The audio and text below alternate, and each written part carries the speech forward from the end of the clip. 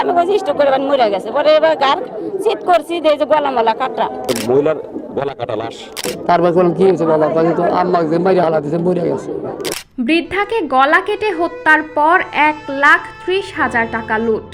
ঘটনাস্থলে উৎসুক জনতার ভিড়। সিরাজগঞ্জে হেদেজা বেগম নামে এক বৃদ্ধাকে গলা কেটে হত্যার পর তার ঘর থেকে গরু বিক্রির 1,30,000 টাকা লুট করে নিয়ে গেছে দুর্বৃত্তরা। শুক্রবার সকাল 9:30টার দিকে সিরাজগঞ্জ পৌর এলাকার চর মালসাপাড়া মহল্লার 3 নং ক্রসবার বাঁধের 1 নং টাওয়ারের কাছে এ ঘটনা ঘটে। নিহত হেদেজা বেগম সদর উপজেলার চন্ডাল বয়রা গ্রামের সোহরাব আলী মণ্ডলের স্ত্রী।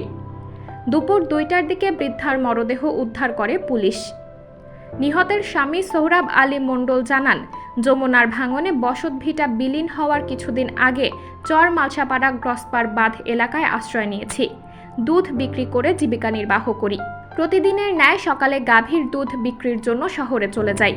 তখন আমার স্ত্রী বাড়িতে একাই ছিল। শহর থেকে বাড়িতে ফিরে এসে দেখি আমার ছেলের বউ বাড়িতে কান্না করছে। পরে বাড়িতে গিয়ে দেখি আমার স্ত্রীকে কে বা কারা গলা কেটে হত্যা করে ফেলে রেখেছে। সকালবেলা আমি দুদিন খাওয়া দাওয়া করে আমি গরুটি গোসল দিচ্ছি, আমি দুধ দিবার গেছি ওই মতি সাহেবের ঘাটে। মতি সাহেবের দুধ দিয়ে কালীবাড়িতে এক বস্তা চাউল কিনছি, কিনে তরকারি কিনে নিয়ে করছিল মতি করে আসতেছি। এর মধ্যে আমার বেটার বউ দিয়েছে বাড়ির মধ্যে কান্দা বাড়া, আমি নামি নেই তখন। তারপর বললাম কি হয়েছে বাবা, কিন্তু আম্মা যে মারি হালা দিয়েছে মরে গেছে।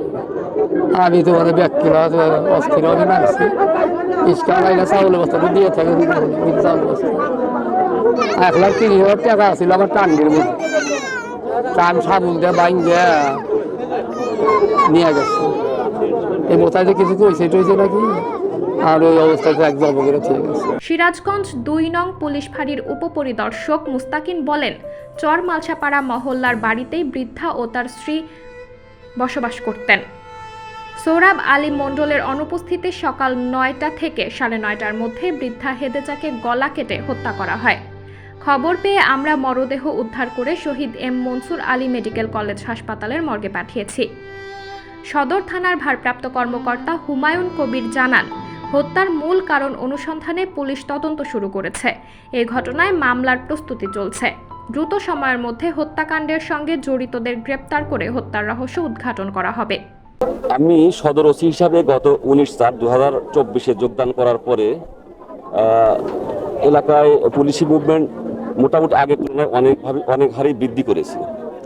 আমি সকালে অফিসে আসার পরে 11টা এরকম 11টা কি 11:15টার দিকে আমি একটা ফোন পেলাম যে চায়নাবাদ 3-তে একটা বাড়িতে একটা মহিলার গলা কাটা লাশ।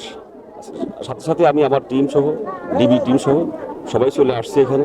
আমরা দেখলাম আসলে উইদাউট ইনভেস্টিগেশনে কোনো কিছুই বলা মুশকিল।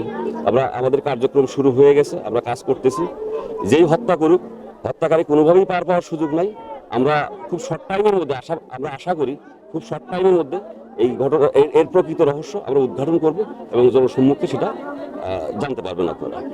আমি এসে দেখি যে বাইরে শীতকারি এলাকা ঘেরে দিই, পরে আমার সল করতেছে মাথা দিন নাই কে, পরে দুয়ার খুলতে গেলে দেখি যে উপরা পরে হয়েছি। আমি কইছি স্টক করে মরে গেছে, পরে এবার গার চিট করছি যে গলা মালা কাটা, আমি বাইরে থেকে উপর হইনি দিয়ে আমি চিট করে দিছি। পরে এসে দেখি উপর হইনি, পরে চিট করছি যে গলা মালা কাটা। সাবরিনা জলিল, সবার কথা।